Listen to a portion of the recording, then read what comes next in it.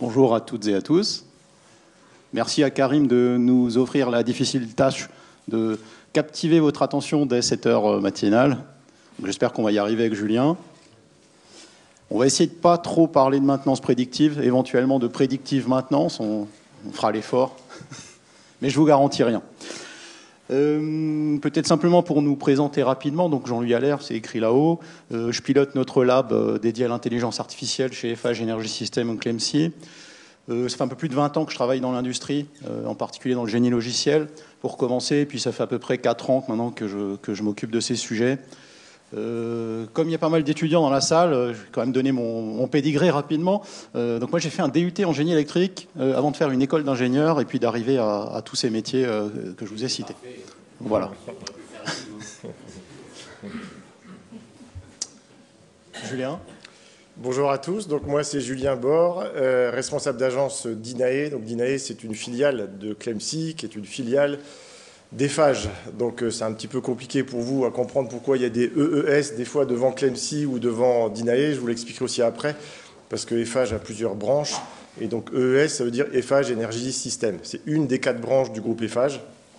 Et puis donc d'INAE, c'est une toute petite entité dans Eiffage, parce que Eiffage c'est 70 000 personnes, et d'INAE c'est une 50aine de personnes spécialisées dans le diagnostic de machines tournantes. Donc en gros notre métier c'est de faire, depuis longtemps on parle beaucoup d'analogie avec la médecine, c'est-à-dire c'était de trouver les bonnes mesures pour faire des bilans de santé de vos machines tournantes, de vos structures. Donc on parle beaucoup d'analyse vibratoire, d'analyse électrique, de thermographie, de choses comme ça.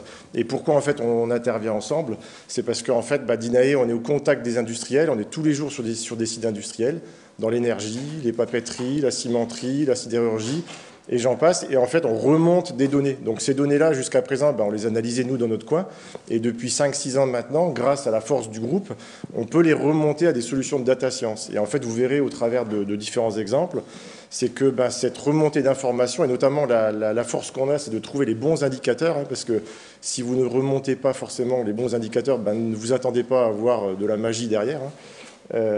C'est pour ça qu'aujourd'hui, depuis 2016, on travaille en collaboration avec Clemcy, et notamment le service dont fait partie Jean-Louis Allaire. Donc là, sur le slide que vous voyez, vous retrouvez les 4 branches du groupe Eiffage, 70 000 personnes. Il y a une partie construction, ou tout ce qui est Eiffage Construction Immobilier. Une partie infrastructure, où là, le viaduc de Millau, par exemple, ça je pense que tout le monde connaît quelques grosses infrastructures qu'il peut y avoir en France. Donc c'est la branche infrastructure qui va être en charge de développer des projets comme ça, de génie civil, de routes, de rails, de ponts, de choses comme ça. Et puis donc la partie concession, c'est tout ce qui est exploitation autoroutière, donc APRR notamment, si vous prenez l'autoroute récemment. Et donc Eiffage Energy System, c'est une branche de 29 000 personnes spécialisée en génie électrique, génie mécanique, génie industriel. Donc là, on intervient sur tout type de solutions industrielles. Et Clemcy, ce qu'il faut savoir aussi, c'est que Clemcy est devenue la marque industrie du groupe Eiffage. Voilà, pour un peu une photo du groupe. Alors, en quelques mots, je vais vous présenter rapidement le laboratoire que je pilote. Donc nous, notre but, c'est de faire de la data science et de l'intelligence artificielle dans le milieu particulier de l'industrie, ou plutôt, devrais-je dire, des industries, parce qu'il n'y a pas une seule industrie. Notre métier, c'est de fournir des prestations de data science et d'intelligence artificielle, c'est-à-dire de la modélisation mathématique, de l'analyse de données, et on développe également une solution d'acquisition et de traitement de gros volumes de données, ce qu'on appelle parfois le big data.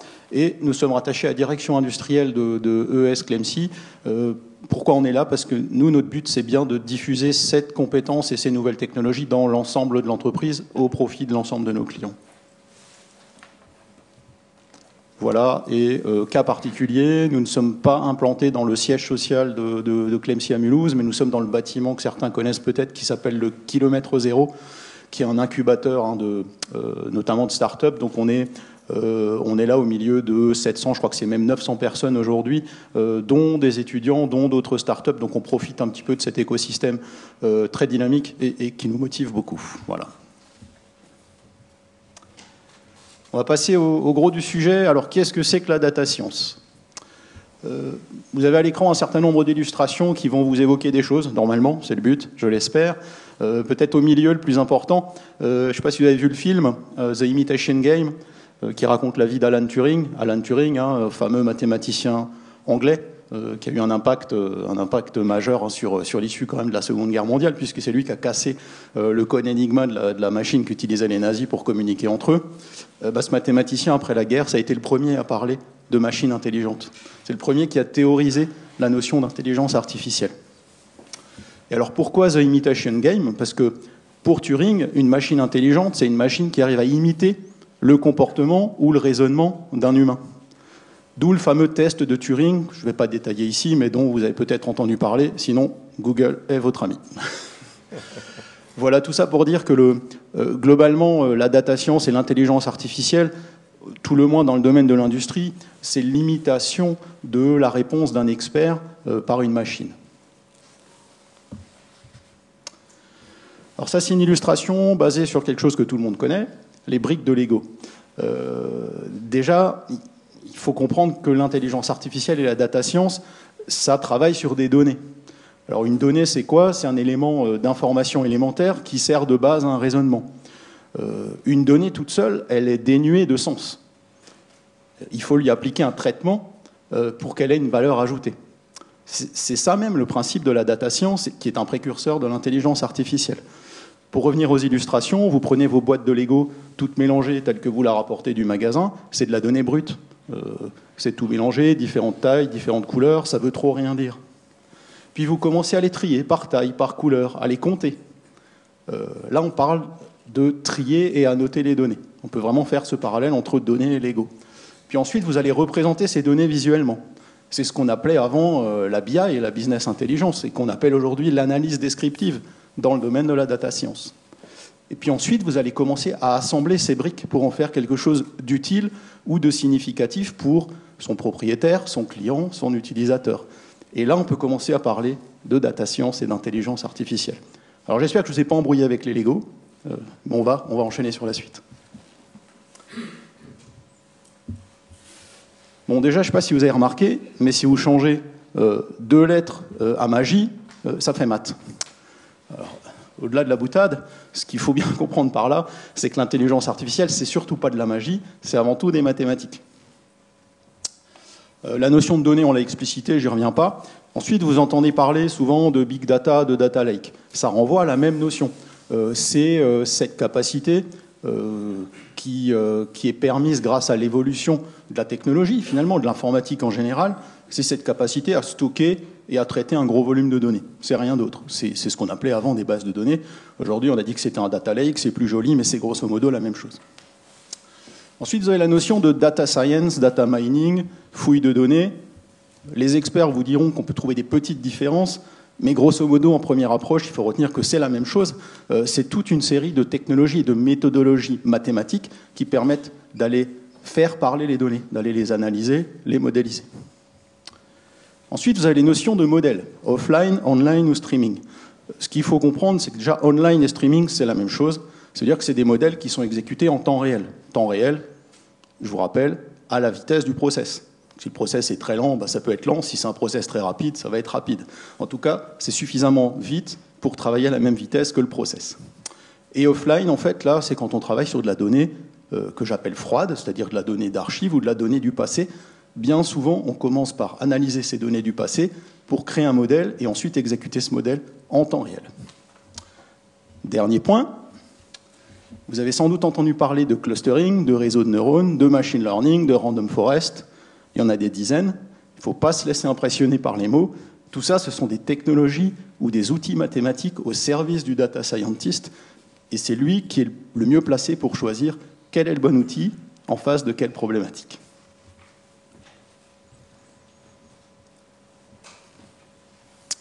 Alors pourquoi c'est important? Pourquoi aujourd'hui tout le monde parle d'intelligence et de data science?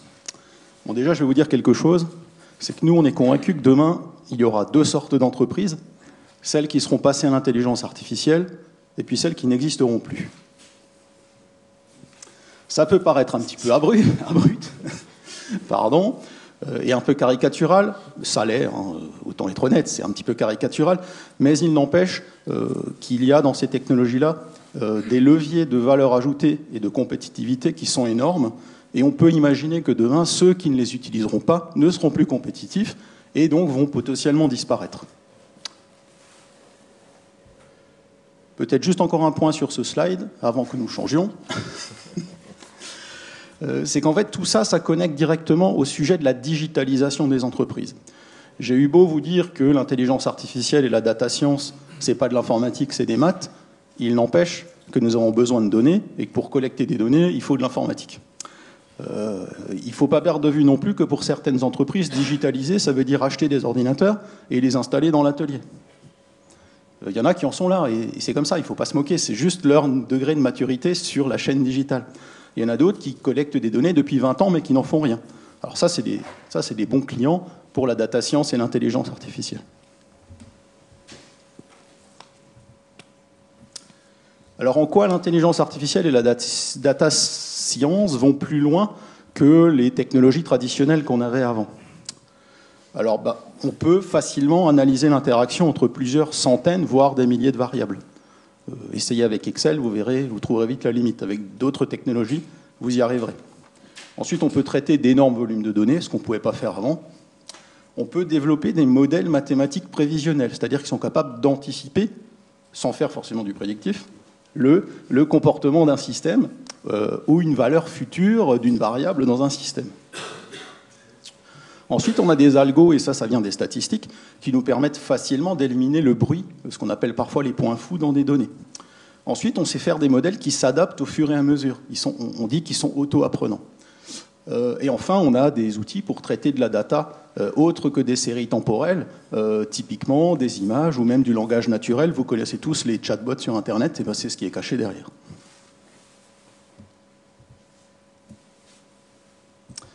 Alors on va passer à quelques exemples de réalisation, parce que je pense qu'il n'y a pas mieux que le concret pour vous laisser finalement imaginer vos propres cas d'application.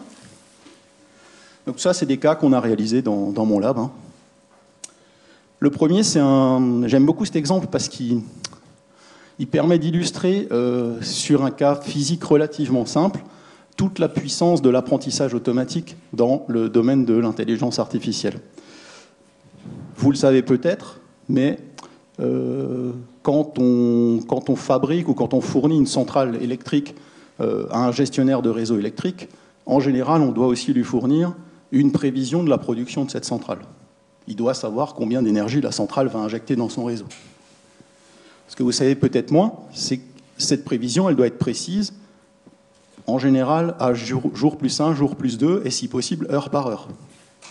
Alors c'est facile pour une centrale thermique, parce que on sait que tant qu'on injecte du gaz ou du fuel, on produit à peu près tant d'énergie.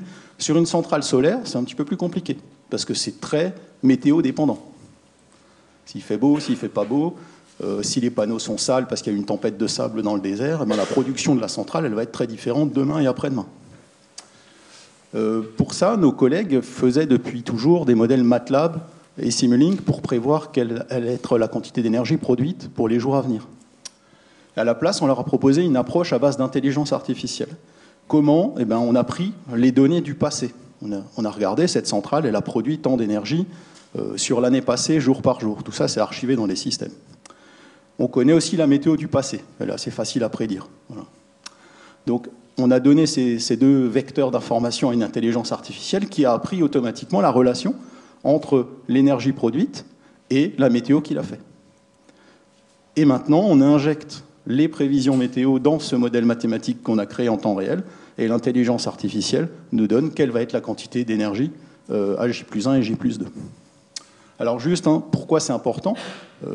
Parce que l'énergie, ça ne se stocke pas. C'est un peu caricatural, on a tous des batteries. Alors oui, mais les batteries, ça coûte cher et ça pollue beaucoup. Donc le but du jeu, c'est de consommer l'énergie électrique au fur et à mesure qu'on la produit. C'est pour ça que c'est hyper important pour un gestionnaire de réseau de savoir combien d'énergie on va injecter dans le réseau. Ça lui permet aussi de démarrer des moyens secondaires, une centrale à charbon par exemple, comme font les Allemands tous les jours en ce moment, pour compenser le manque d'énergie. Alors ça, c'est juste une comparaison, les deux courbes, entre le taux d'erreur de l'intelligence artificielle et le taux d'erreur du modèle MATLAB. Donc en bleu, c'est le modèle MATLAB et en orange, c'est l'IA. Donc vous voyez deux choses. C'est que le modèle par IA, il est plus précis d'à peu près 2%. Et il y a autre chose de génial, c'est que sa précision, elle augmente dans le temps, là où le modèle MATLAB, il dérive et son erreur augmente. Alors pourquoi? Eh bien, tout simplement parce que le modèle par IA, il est auto-apprenant. Parce que tous les jours, on va relancer un apprentissage du modèle en lui réinjectant les données sur les 5 derniers jours glissants. Et donc, si la centrale évolue, si les panneaux solaires se dégradent ou s'améliorent, parce qu'on fait de la maintenance, eh bien, ça se verra dans les données récentes. Et donc, le modèle va devenir de plus en plus précis. Voilà, exemple suivant. Alors ça, un bel exemple très industriel, c'est un sujet de maintenance sur des surpresseurs industriels à azote liquide. Donc c'est des surpresseurs qui montent de l'azote à 200 bars sur une usine de production de pièces dans l'aérospatiale. Là, le but du jeu, c'était de savoir quel est le meilleur moment pour faire la maintenance de mon surpresseur. Il faut comprendre qu'ici, la maintenance du surpresseur, c'est le remettre à neuf, c'est changer un kit complet à l'intérieur du surpresseur. Ça coûte 10 000 € par surpresseur, sans compter la main-d'œuvre et les temps d'arrêt. Donc, à un moment donné, il y a une frustration du technicien de maintenance de le démonter, de se rendre compte, mince, il aurait pu tenir encore un an. À l'inverse, il ne doit pas casser, parce que s'il casse, on arrête la production. Donc, ça, c'est tous les sujets de maintenance prévisionnelle que doit bien connaître Karim. À quel moment on fait la maintenance? Et là, le but du jeu, c'était de mettre une instrumentation sur ces surpresseurs. C'est là que sont intervenues les équipes de Julien, de Dinae, pour collecter ces données et créer un modèle mathématique qui estime quel est le reste à vivre du surpresseur, ce qu'on appelle le RUL en anglais, le Remain Useful Life. On peut passer au slide suivant. C'est ce que nous avons fait sur 4 surpresseurs. C'est ce que vous avez en rouge au-dessus. Les dates à côté de surpresseur 1 à 4, c'était la date de dernière remise à neuf du surpresseur. Vous voyez qu'il y a une certaine disparité dans le temps, et tant mieux pour notre étude, puisqu'on est allé collecter les données sur ces 4 surpresseurs et on a cherché quels étaient les descripteurs, c'est-à-dire les variables dans le langage de la data science, qui permettaient de faire un lien entre le degré de vieillissement du surpresseur et sa date de dernière remise à neuf. Et on a trouvé une corrélation mathématique, ce qui nous permet maintenant, avec un seul capteur de vibration, de dire qu'il faut faire la maintenance du surpresseur plutôt tout de suite, plutôt dans 6 mois, plutôt dans 1 an.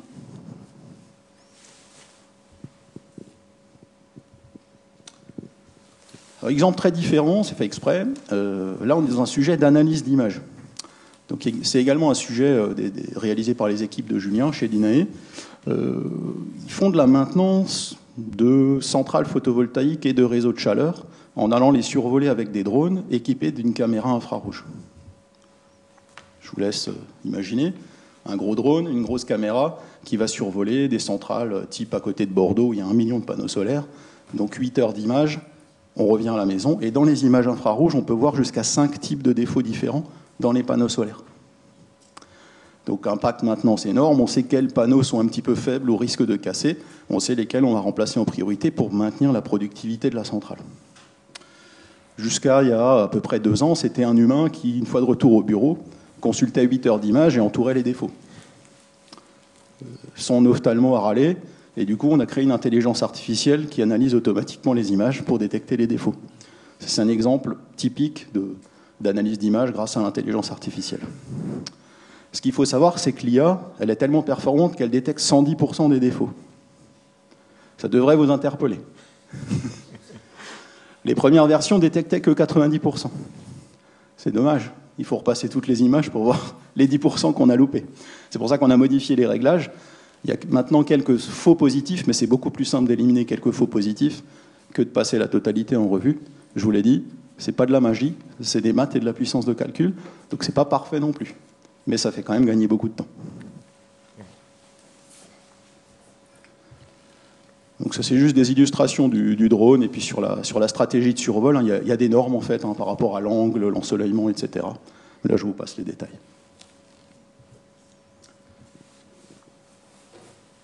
Alors ça, c'est un exemple que j'appelle painkiller en anglais. C'est-à-dire là, c'est monsieur le client, dites-moi où votre machine a mal, et je vous dirai qu'est-ce qu'elle a. Ça, c'est vraiment l'illustration du médecin que citait Julien en début de conférence. Donc là, on était face à un client qui rencontrait une perte de performance de 20% de sa machine de manière aléatoire. Il ne savait pas pourquoi. Il a appelé le fabricant de la machine. Il n'a pas trouvé non plus pourquoi. Ils se sont tournés vers nos collègues de Dinae. Et bien qu'ils soient excellents, ils n'ont pas trouvé non plus pourquoi. Par contre, ils ont eu l'idée de nous solliciter pour tenter une approche data science sur ce cas-là. Donc nous voilà partis, les gens, nos collègues de Dinae en tête, sont allés instrumenter cette machine. Nous, on est allé installer un coffret d'acquisition qu'on voit au slide suivant, où on est allé collecter 800 variables échantillonnées à 20 millisecondes pendant à peu près un mois. Je vous laisse faire le calcul, ça fait à peu près 1,5 Tera de données. Tu peux afficher le slide suivant. Ça, c'est le coffret en fait, d'acquisition qu'on a construit et utilisé pour faire l'acquisition rapide des données. Une fois de retour au bureau avec ces données, on a laissé travailler les data scientists qui ont trouvé des corrélations mathématiques entre les moments des pertes de performance et différents paramètres de la machine et différentes mesures vibratoires sur la machine. Ils ont expliqué les 2/3 de la perte du temps de cycle. Ils ont fait mieux que ça, ils ont créé un modèle mathématique qui est capable, dès le début d'un cycle, de deviner que le cycle va dériver. Alors ça a l'air de rien, sur un cycle qui fait 6 secondes, mais comme ça tourne 24/24, 7 jours sur 7, il est encore temps d'utiliser cette donnée-là pour modifier des paramètres, peut-être dans la recette de fabrication des parpaings, sans tout dévoiler, pour faire en sorte que le cycle ait une durée normale. En fait, pour compléter ce que dit Jean-Louis sur la machine que vous voyez en bas à droite, là, on fabrique des parpaings, des agglos, des pavés, des choses comme ça, des bordures. Et donc, il y a un moule, il y a une trémie, et puis il y a des gros systèmes de vibration pour tasser en fait, dans le moule. Et puis donc, vous avez des temps de cycle entre 8 et 12 secondes. Des fois, on fait 8 secondes avec de la qualité. Des fois, on fait 12 secondes avec de la qualité en sortie. Puis des fois, on fait 8 secondes avec de la non-qualité en sortie. Et des fois, on fait 12 secondes avec de la non-qualité en sortie. Vous avez 800 variables automates. Des fois, l'humidité du granulat qui est stocké dans la carrière derrière a un impact. Il y a tout un tas de variables qui peuvent avoir des impacts.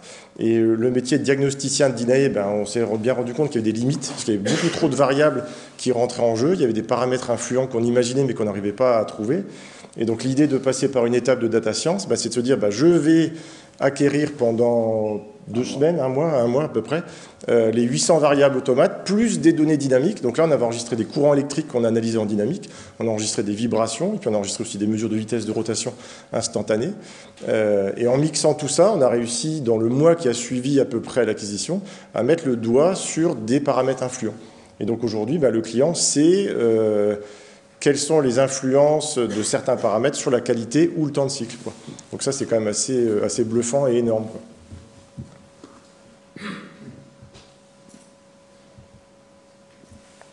Je crois que c'est le dernier ou avant-dernier exemple.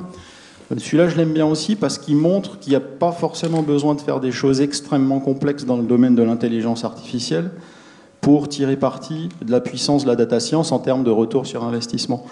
Donc on a une équipe de nos collègues qui assure la maintenance des équipements qui sont situés dans tous les tunnels qui traversent la métropole de Lyon. Fourvière étant le plus connu, vous l'avez peut-être tous passé en partant en vacances. On n'imagine pas, mais dans ces tunnels, il y a beaucoup d'équipements. Il y a des caméras, il y a des routeurs, il y a des switches, il y a des automates, des boucles de comptage. Et on a une équipe qui assure la maintenance de ces équipements-là sur site. Ces équipements, ils remontent 1 million d'alarmes par an. Jusqu'à récemment, c'est un technicien qui, une fois par mois, passe une semaine à analyser ces alarmes dans Excel pour choisir quel va être le plan de maintenance du mois prochain. À la place de ça, on leur a mis en place notre solution qui utilise des outils statistiques et mathématiques pour analyser, pour semi-automatiser l'analyse des alarmes. Le résultat, c'est qu'ils gagnent à peu près 400 heures par an d'un technicien qui, au lieu de faire un travail pas très intéressant sur Excel à son bureau, peut le passer sur le terrain à faire des maintenances. Il y a une illustration au slide suivant. Voilà, donc ça c'est juste des exemples de l'interface.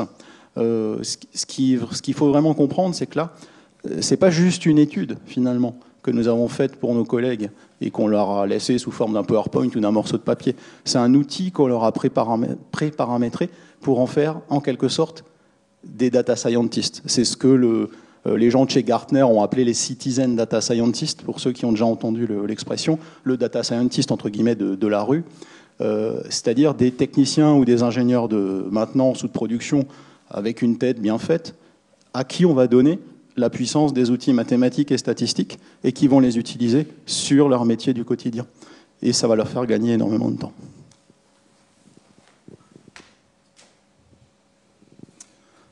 Ah ben, il y en avait encore un. Voilà. Donc ça, c'est un exemple qui, dans l'esprit, est assez similaire. Alors, vous ne savez peut-être pas ce que c'est LGV BPL, mais je vais vous le dire. Ligne à grande vitesse, Bretagne, Pays de Loire. Donc c'est un morceau de ligne à grande vitesse qui a été construite par Eiffage. Il faut savoir que cette ligne, elle a été construite avec 4 technologies différentes, dont une très innovante qui sort de labo de nos collègues de la construction, qui importe des technologies de la route pour les soubassements des rails. Voilà. On a une filiale qui s'appelle Opéré, qui assure la maintenance de la ligne à grande vitesse.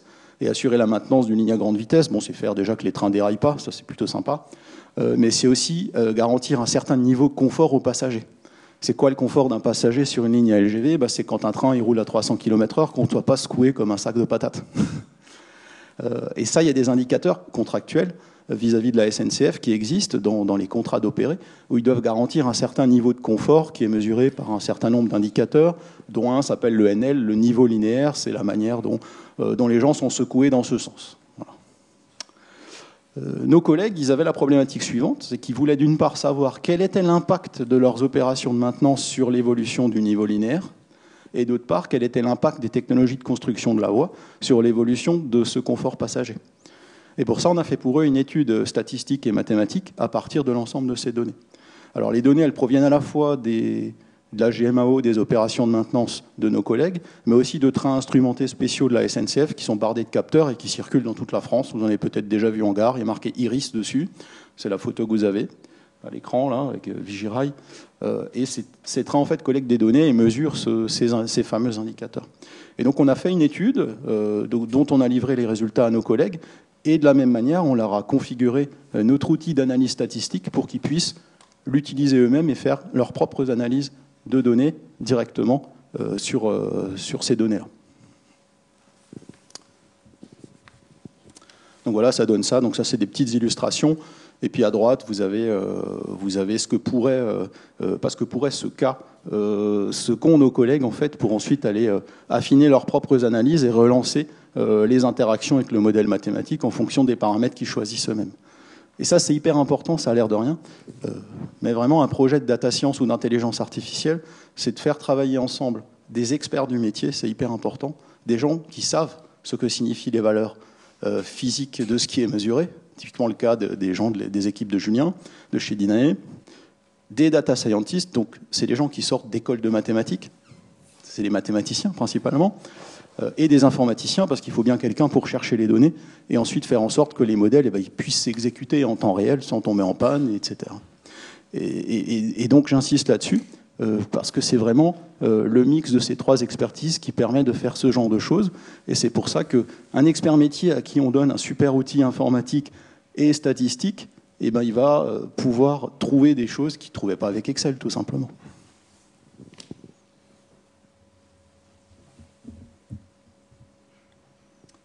Alors comment on fait? Le grand principe, je l'ai dit déjà tout au long des slides, c'est d'abord d'aller collecter de la data.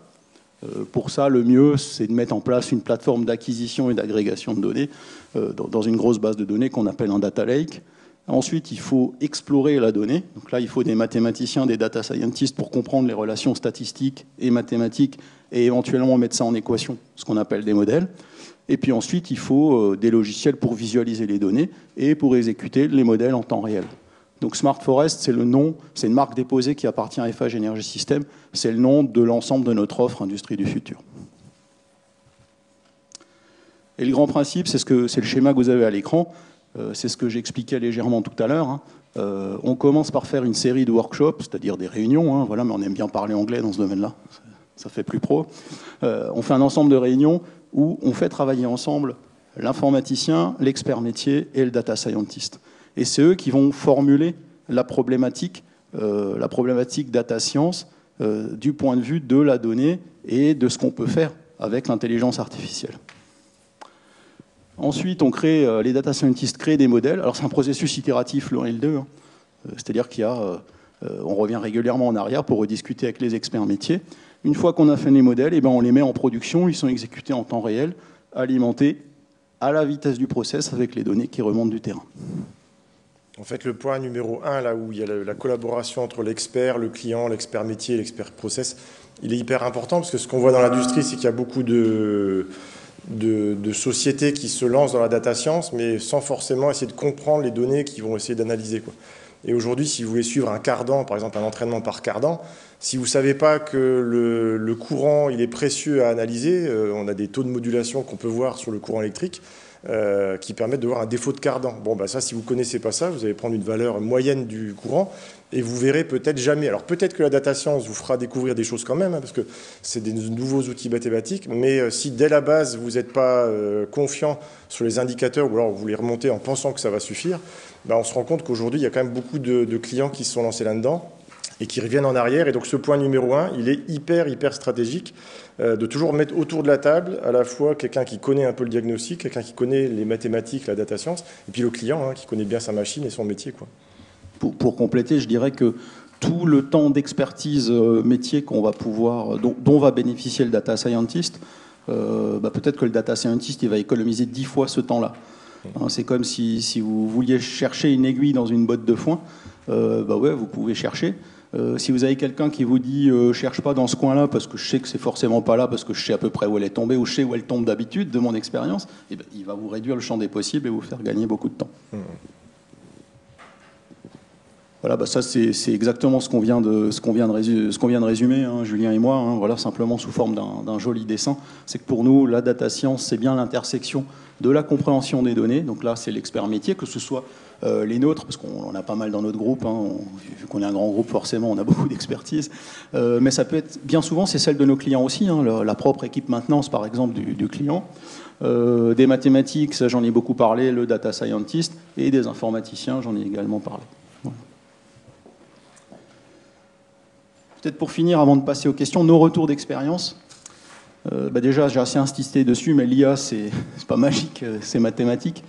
Donc, se dire simplement, j'ai un problème, j'arrive pas à le résoudre, je vais essayer l'IA, c'est un petit peu court, il faut creuser un petit peu avant d'en arriver là. Ça peut être une idée de départ, mais après, il faut réfléchir avant de se dire ça va forcément marcher.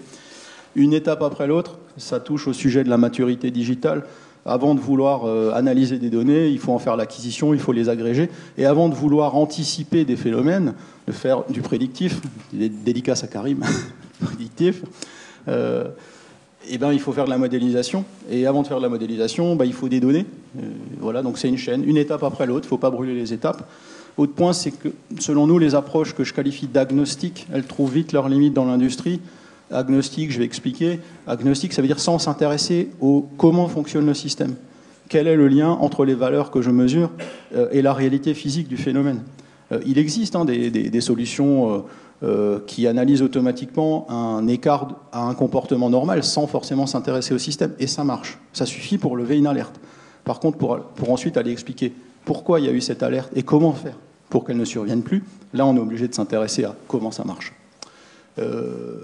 Encore un point, c'est le coût. Le coût d'une approche data science, ça a quand même un certain coût, c'est pas exorbitant, mais après, tout est question de retour sur investissement. Quel est le coût du problème que je cherche à régler? Quel est le coût de la casse que je cherche à anticiper? Quelles sont ses conséquences sur ma production, voire sur des vies humaines, et il faut faire ce ratio-là avant de se lancer dans une approche IA ou data science.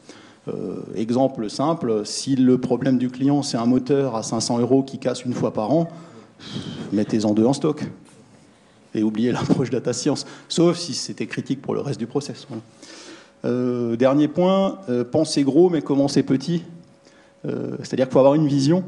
Par contre, il ne faut pas hésiter à expérimenter, à avoir une approche itérative, à commencer sur un petit sujet pour se convaincre et pour sentir toute la puissance et la pertinence de ces outils avant de se lancer dans des sujets plus gros. Et pour ça, il faut identifier ce qu'on appelle les quick wins. Où est-ce qu'on a peut-être déjà de la donnée, où est-ce qu'on a déjà un problème, plutôt que de vouloir faire des choses très complexes tout de suite, commencer par des petites choses où il y a de la valeur ajoutée. Et je crois qu'on peut passer aux questions.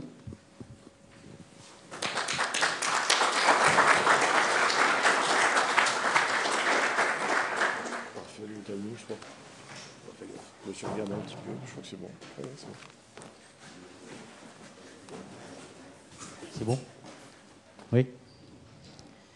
Merci beaucoup. En tout cas, moi, ce que j'ai vraiment apprécié, c'est le côté didactique, pédagogique. Et donc, comme il y avait des étudiants, quand je t'avais entendu, j'avais vraiment été vraiment séduit parce que tu dis les choses vraies.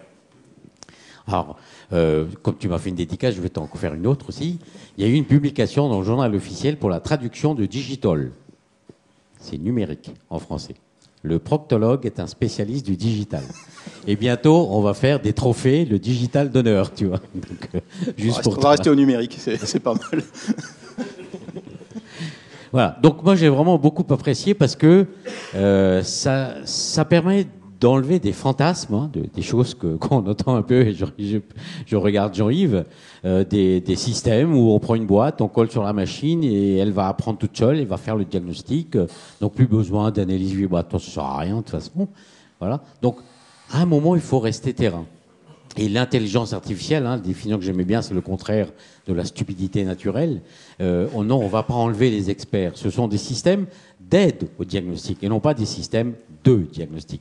Et c'est pour ça, moi, j'ai bien apprécié le fait de rappeler qu'à un moment, il faut savoir comment ça marche. C'est pas juste en analysant des données qu'on va arriver à faire du diagnostic.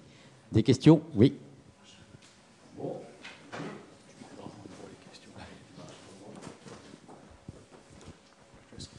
Merci. Oui. Je rejoins complètement Karim. Je suis très heureux d'entendre des industriels qui parlent de data science et pas des start-upers qui sortent d'école de commerce. Donc je suis vraiment très heureux d'entendre ça. Vous aviez dit tout à l'heure, bon, il y aura des entreprises qui utiliseront l'IA et celles qui auront disparu. Là, je suis pas tout à fait d'accord. Il y aura celles qui utiliseront l'IA et qui auront su créer de l'expertise. Parce que pour interpréter et pour bien gérer une IA et effectivement bien interpréter ces données, il faut des experts métiers, vous l'avez dit, vous les associez. Mais un mathématicien, effectivement, un data scientist, pour moi, il a aussi une compétence métier. Il peut pas, même si elle est évidemment partielle, mais il peut pas n'être que mathématicien parce que sinon, s'il y avait que des mathématiciens qui dirigeaient le monde, on serait bien mal, on n'aurait pas beaucoup de choses fonctionnelles. Malgré tout le respect que j'ai pour les mathématiciens. Donc ma question, moi, c'est à partir du moment où un data scientist, c'est quelqu'un qui connaît le métier, quelqu'un qui connaît le traitement et l'analyse de données, et quelqu'un qui connaît les mathématiques. D'une part, comment le citizen data scientist vous l'éduquez, parce que lui, il ne connaît pas forcément les mathématiques, il n'est peut-être pas allé à l'école non plus très longtemps.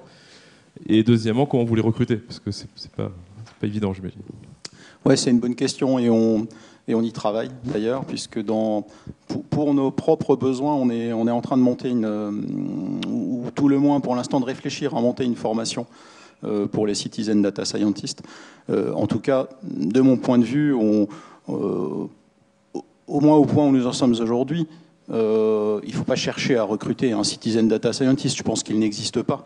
Pour moi, un citizen data scientist est quelqu'un qui est déjà dans l'entreprise, qui a déjà une expertise sur son métier, que ce soit de la production ou de la maintenance, et qu'on va faire monter en compétences sur les approches mathématiques et statistiques, à la fois en termes de compétences et aussi en termes d'outils.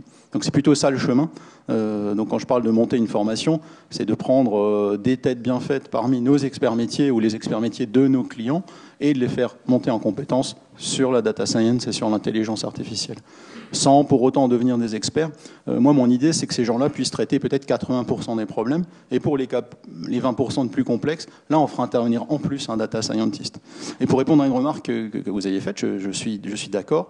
Et d'ailleurs, ce qu'on fait, c'est qu'on envoie maintenant de plus en plus nos data scientists dans des formations, par exemple d'analyse vibratoire ou de courant électrique, notamment chez nos collègues de Dinae. Voilà. On l'a testé.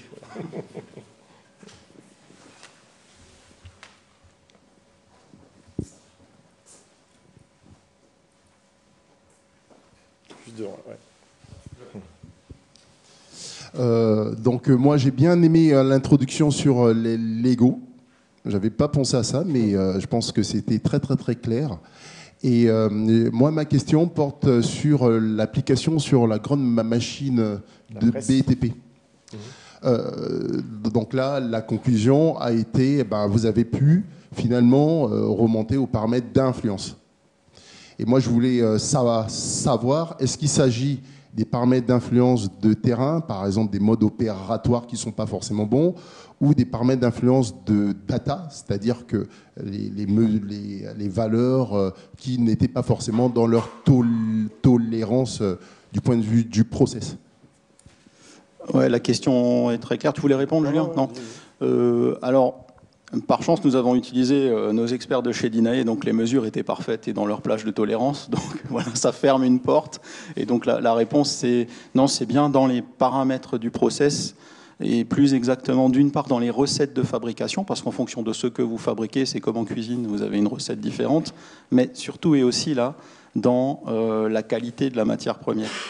Pas pour dire que parfois elle n'était pas de qualité, mais pour dire qu'un mélange de granulats, de sable et d'eau, eh ben, il y a toute une série de paramètres. Alors là, je ne peux pas rentrer trop parce que c'est du secret industriel, mais il y a tout un tas de réglages finalement au niveau de ce qui va amener la matière première à cette machine qui a un impact significatif sur les temps de cycle.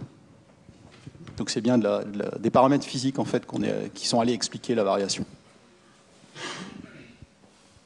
Bonjour. Je vous remercie pour votre présentation. Je suis Ayoub Tigazoui, je suis enseignant à l'UT.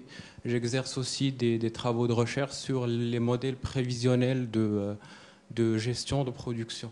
Donc, le problème dans ce genre de problème, c'est que la taille des données, plus on traite des données en temps réel qui sont grands, plus le modèle a des soucis pour résoudre le problème, surtout si le modèle il permet de donner des résultats qui sont optimaux. Donc ce qu'on fait, c'est qu'on fait des approches qui sont des méthodes qui sont approchées, qui ne permettent pas forcément de donner un résultat optimal, mais ça permet de donner quand même un résultat en un temps qui est raisonnable. Donc, est-ce que vous êtes aussi dans la même approche ou sinon, comment vous faites dans le cas où vous avez des données de taille qui sont grandes, quoi? Non, on a tout à fait la même approche. C'est-à-dire qu'il faut savoir placer le curseur entre la précision du résultat qu'on veut obtenir et l'effort qu'on y met. Quand je parle de l'effort, c'est aussi bien l'effort de réflexion, de modélisation, mais l'effort en puissance de calcul. On est à une époque où on parle d'explosion du coût de l'énergie, d'avenir de la planète, et aussi où certaines solutions d'intelligence artificielle sont décriées par rapport à leur consommation à la fois énergétique et de composants électroniques, de processeurs. C'est ce qu'on résume sous la notion de sobriété numérique. Donc nous, c'est surtout par rapport à ça qu'on a des réflexions. Un exemple de sobriété numérique, c'est choisir le bon modèle mathématique pour résoudre un problème.